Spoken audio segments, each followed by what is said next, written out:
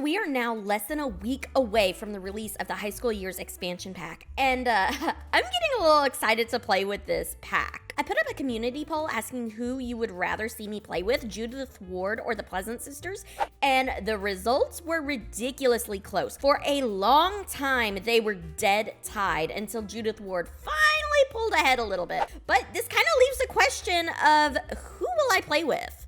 So I got to thinking about this, and I realized we have the entire map of Copperdale at our disposal. So how about we just do some rotational gameplay and put different townies in? That way we could kind of play through a bunch of different people's stories and see how they interact, see how they don't interact, see who becomes frenemies and stuff like that. Here's kind of my plan for a minute. We could put Judith Ward down here, Pleasant Twins over here, and then we still have plenty of spots for other people. So like we could have Nancy living down here, Don Lothario over here, and I don't know, maybe Liberty Lee over here. And then we could also have some other Sims off the world, like the Caliente sisters, Jeffrey, Travis, Summer. We'd see them at high school. They'd be around the community and stuff like that. So we'd have some ways to kind of interact with everyone. Plus, through doing this, we could kind of experience all the different facets of the high school life. We have the gamer, we have the preppy cheerleader, the jock, we have maybe the influencer. We have a bunch of different people we can play around with. So I'm really liking the idea of this rotational gameplay with everyone, which brings us to the task of making them all as high schoolers though. So these are all preliminary versions of them. I obviously don't have the high school pack yet, so I may change them up a little bit when that pack comes out, incorporate some of the new high school items we got. But with Judith Ward, I decided to take her down a few notches. Like, way down a few notches. I really love the idea of Judith Ward kind of fighting her way to the top, but for that, she needs to start at the bottom. So I put her way down at the bottom. During high school, she's kind of poor, doesn't have the best clothes, doesn't live in the best house. She'll have a fast food job, that way she can make money because like, I mean, come on, can you not see Judith Ward asking you if you'd like fries with your burger? She'll frequent the thrift shop, you know, trying to find better clothes for herself, and maybe that's how she starts to gain a little bit of her fame. But really, she's just there to try to find clothes that aren't torn and ripped and look terrible. Of course, she'd be in the high school acting club, which does make it kind of sad that we don't have an active drama club with the school, since Get to Famouses was just kind of a rabbit hole. But you know what? We'll have plenty of other stuff going on with Judith. It's okay. We're not going to miss it that much. She lives with her dad in this kind of like little rundown shack or trailer on the outskirts of Copperdale. And her dad is ridiculously mean, like kind of the drunk guy mean. He doesn't work. He doesn't have a job. So Judith's only income is from her little fast food job. He sits outside on the porch all day drinking out of a little cooler and kind of just insulting people as they walk by. So he's kind of like the town drunk. So he and Judith are always fighting. Not necessarily because Judith does anything wrong, but just because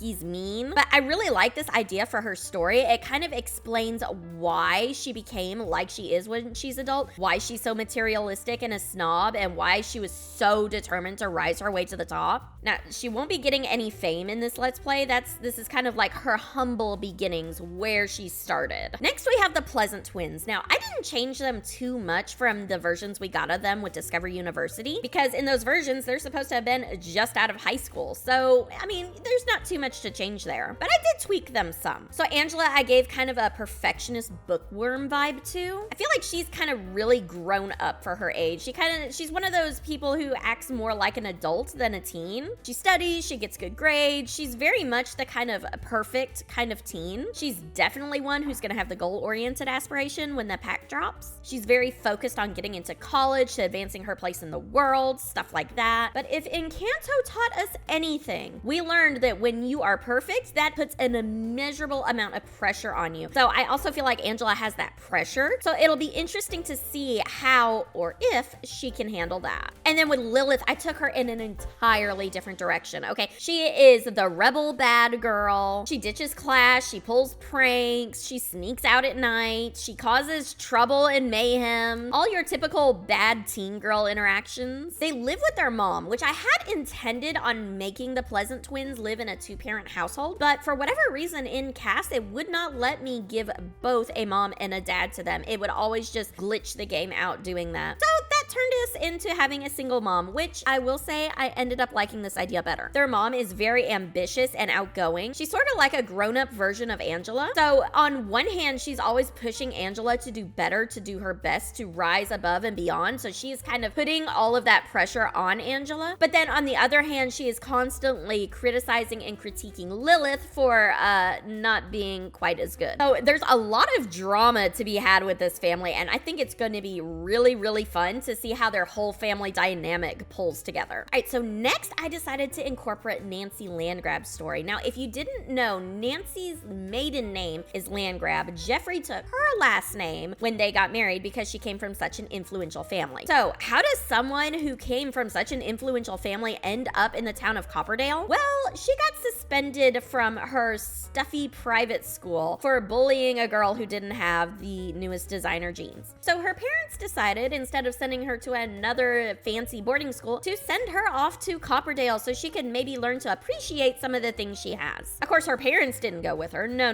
They sent a no-nonsense nanny to live and keep tabs on Nancy while she is here. So Nancy is this stuffy, preppy girl who has just arrived in this town. She has all the best clothes, designer jeans, everything you can think of. She's kind of the mean girl. She's a cheerleader. She's super preppy. She's mean to other girls she doesn't like. Complete high school bully, which kind of leaves the question, how would someone like this end up with Jeffrey? Jeffrey is, and always has been, the complete opposite of Nancy. So how in the world would those two kind of get together? So I'm really kind of liking the idea of Nancy and Joffrey having kind of a secret romance form. Maybe they, kind of meet in school, of course, but then have this romance kind of bloom and develop through social media or private messages. They can't go out together because Nancy would never allow herself to go out with someone like Jeffrey, who I kind of envision is a total geek, but they're always sneaking around, texting each other, going on secret dates, hoping no one will see them. So it's kind of a mean girl high school story with a geeky secret romance twist, which I think we can have a lot of fun with. Plus, the nanny that I made for Nancy is completely no nonsense, so there will definitely be some fun shenanigans to be had. Next up is Don Lothario, who is your complete high school jock, okay? Football team, super athletic, cool guy in school. He's the kind of guy you would think Nancy would end up with,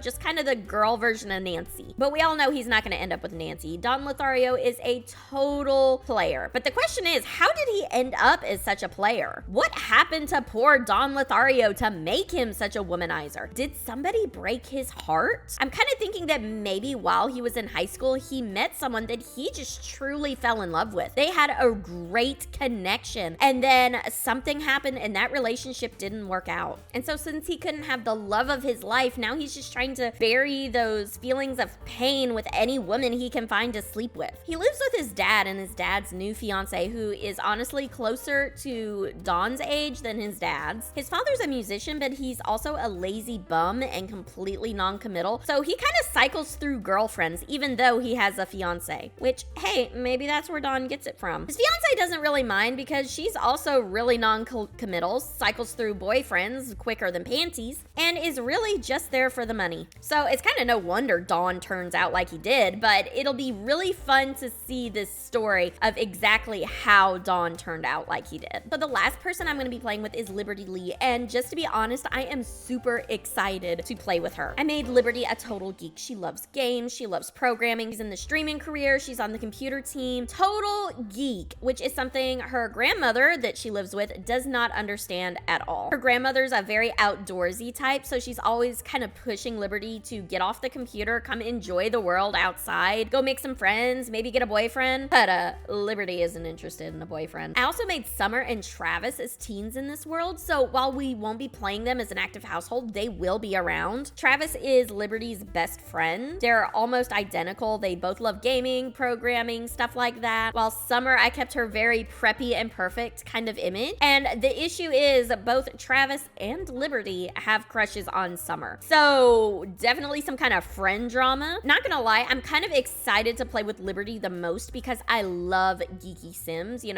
I'm a little bit of a geek. So that's a kind of a fun area to get involved with. But that is my plan so far for our high school years Let's Play. And of course, this is still really early. We still have some time before the pack comes out. We could change out the townies or maybe even add in different townies. Or we could even just make a complete new person to put in. But I really love the idea of this rotational gameplay so we can go through and see different people's stories. But let me know what you think down in the comments below. Who are you most excited to see a rotational gameplay with? Who's your favorite townie that you want to see? And that being said, I will see everyone tomorrow. Bye!